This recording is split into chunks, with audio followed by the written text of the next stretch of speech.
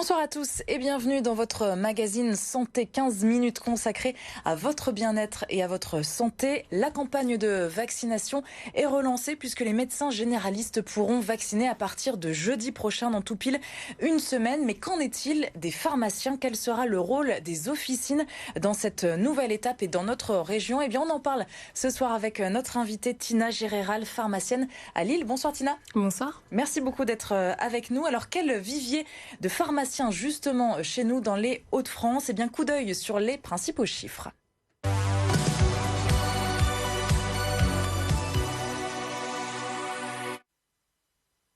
On compte un petit peu plus de 4500 inscrits à l'ordre des pharmaciens au 1er janvier 2020 dans le Nord et le Pas-de-Calais, près de 2000 officines dans la région. Et c'est une profession féminine, 68% de femmes contre 32% d'hommes. On rebondit donc sur cette campagne de vaccination, je le disais à l'instant, les médecins généralistes pourront vacciner à partir de jeudi prochain. Forcément, ça va s'organiser au niveau logistique, entre guillemets, avec vous, les pharmaciens de la région. Comment ça va se goupiller tout ça? Vous avez déjà une idée puisque ça arrive très prochainement? Oui, ça a déjà commencé.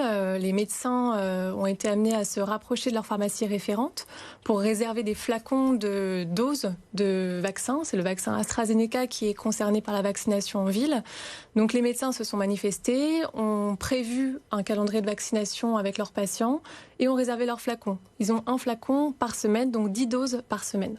Et ça se passe forcément avec leur pharmacie locale du territoire. Oui. Le lien est déjà fait pour d'autres choses. Ils choisissent une pharmacie référente, qui est la pharmacie logiquement la plus proche de leur cabinet, avec qui ils ont des échanges, parfois pluriquotidiens. Donc ça se fait tout naturellement comme ça. Et cette livraison de doses en pharmacie, ça c'est une nouveauté du coup, puisque je pense qu'actuellement c'est uniquement du côté des CH, des CHU. Ça c'est une nouveauté aussi pour vous, du coup, cette gestion de doses? La gestion des doses de vaccination contre la Covid, non, parce qu'on avait déjà, pour certains, reçu des doses qu'on avait livrées aux EHPAD pour la vaccination qui concernait le vaccin Pfizer notamment. Après, la gestion de la réception des vaccins en pharmacie, c'est pas une problématique pour nous. On reçoit tous les jours des produits froids, on les conserve.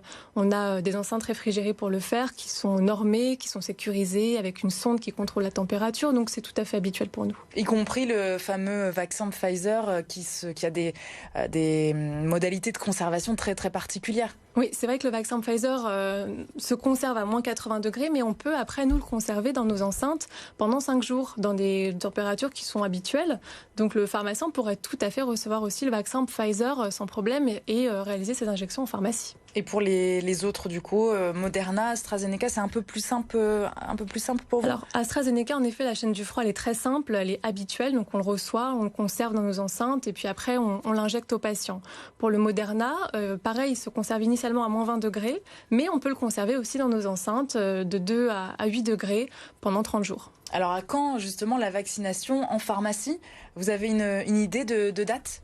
Alors on attend depuis que la Haute Autorité de Santé a recommandé la vaccination en pharmacie début février. On attend les consignes du ministère, donc ça a commencé par les médecins.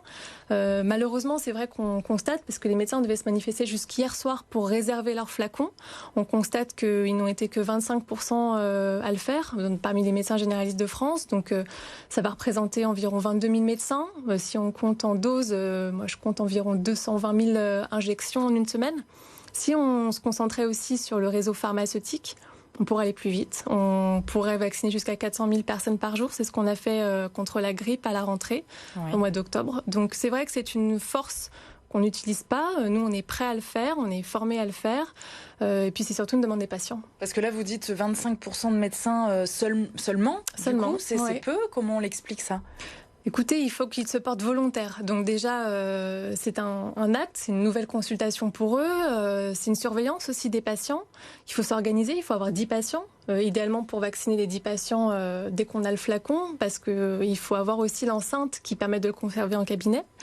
Et puis, le nombre de médecins aussi disponibles ne l'était pas. Et il y a beaucoup de pharmaciens qui regrettent d'avoir aucun médecin qui est réservé de doses.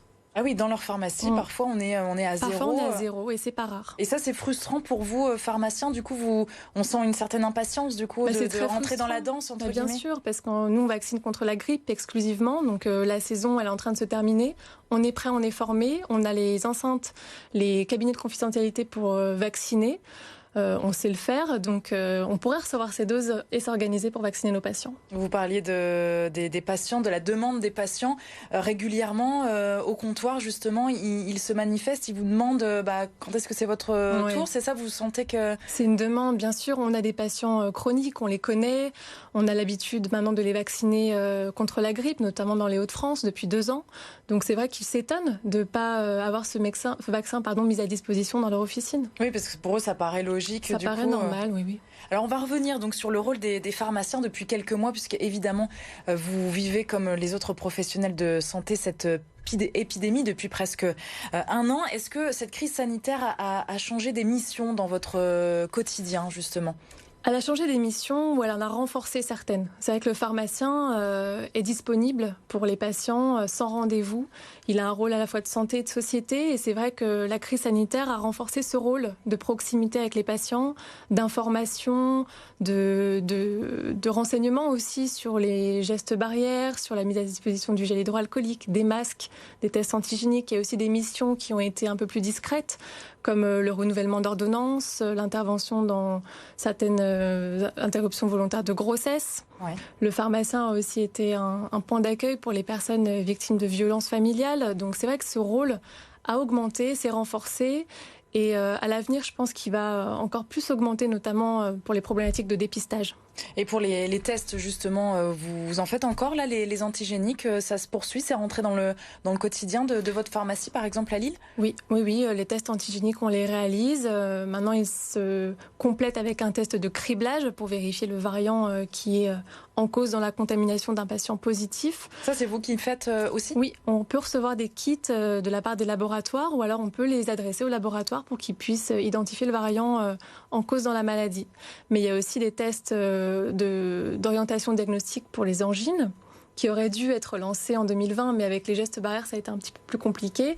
N'empêche que ce sont des tests qui seront utiles pour désengorger les cabinets médicaux, les urgences, et puis pour mieux orienter les patients. Une angine virale ne mérite pas une consultation, elle peut être tout à fait prise en charge en pharmacie avec des médicaments conseils. Je reviens sur la pénurie de masques à l'époque, au printemps dernier. Ça a été compliqué pour les pharmaciens aussi. Quel souvenir, quel regard vous portez justement sur cette période qui n'a pas été facile pour vous ? Écoutez, c'était vraiment frustrant parce que c'est vrai que les masques, on en a toujours eu. D'un seul coup, il n'y en avait plus.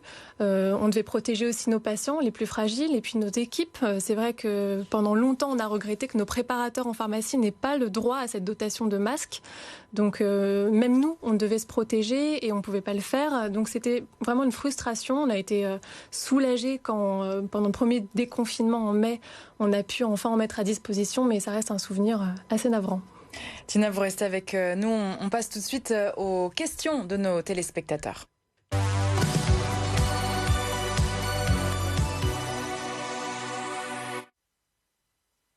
Et on commence avec cette question de Emeline Dasbrook. Est-ce qu'un pharmacien peut donner des conseils médicaux ? Ça rappelle un petit peu ce que vous disiez il y a quelques secondes, parce que vos patients, justement, vous demandent beaucoup. Est-ce que c'est le cas ? Oui, le pharmacien travaille en concertation avec le médecin, donc il peut donner des conseils associés à la prescription médicale. Il peut aussi donner des conseils médicaux dans le cadre de la prévention ou de maladies qui ne nécessitent pas une consultation médicale. Autre question, celle de Maximilien de Coudekerque-Branche. Pourquoi certains médicaments sont sur ordonnance et d'autres non ? C'est vrai qu'on peut se poser la question, on ne sait pas toujours. Oui, c'est vrai, tout dépend du médicament. Il ne faut pas perdre de vue qu'un médicament, c'est une molécule active, donc qui n'est pas anodine. Certains sont réservés à la prescription médicale car leurs modalités de prise sont encadrées, doivent être validées par un médecin et puis surtout un examen clinique. Après, certaines molécules sont sans ordonnance car elles sont considérées comme moins risquée, on va dire, mais soumise au conseil pharmaceutique qui doit être aussi respecté. Et autre question pratique, celle de Martial de Steinvord. Pourquoi le pharmacien peut renouveler mes médicaments même si je n'ai pas d'ordonnance ? C'est possible, ça ? Oui, c'est possible. Alors, pour pas pour toutes les pathologies, surtout pour les patients chroniques ou les pilules contraceptives. Ça dépanne, entre guillemets, on peut le dire comme ça. C'est un dépannage pour un mois de plus, pour une plaquette en plus. Mais ça, c'est permis grâce au dossier pharmaceutique, qui est une belle avancée, qui permet d'avoir l'historique des patients. Et c'est vrai que quand on nous demande un renouvellement au comptoir, il est plus simple d'y aboutir si on a un historique et notamment l'ordonnance en stock. Vous jetez un petit coup d'œil sur le patient pour voir un petit peu. On termine avec la question de Benoît de Lonne-Plage. Est-ce dangereux d'acheter des médicaments sur Internet? Question intéressante, ça. Alors en France, non. Il faut savoir quand même que l'Organisation mondiale de la santé dit qu'il y a 50% de faux médicaments sur les sites Internet. En France, les sites sont réglementés. Les sites sur lesquels on peut acheter des médicaments sans ordonnance appartiennent à des pharmacies physique. Donc il faut juste vérifier que sur le site, il y a la mention de la pharmacie, son adresse, la mention de l'ordre des pharmaciens, du ministère de la Santé. Et alors là, vous n'avez aucun risque. Il faut quand même prendre ses précautions. Quelques précautions, mais globalement en France, si on est sur un site de pharmacie, tout va bien. Très bien, c'est noté. Merci beaucoup Tina Géréral, pharmacienne à Lille, donc pour cet éclairage complet. Donc les pharmaciens qui devraient vacciner dans les prochaines semaines, c'est ce qu'on vous espérez. On se retrouve bien sûr demain, vendredi, pour votre magazine Top Sortie. Et demain, notre invité Philippe Olvout, peintre lillois qui expose à l'ACQ, un espace culturel à Lille-Fives. Nous reviendrons sur ses œuvres et sur cette période donc de crise sanitaire qu'il vit. Évidemment, on prendra un petit peu le large en parlant art, donc demain avec Philippe Olvout.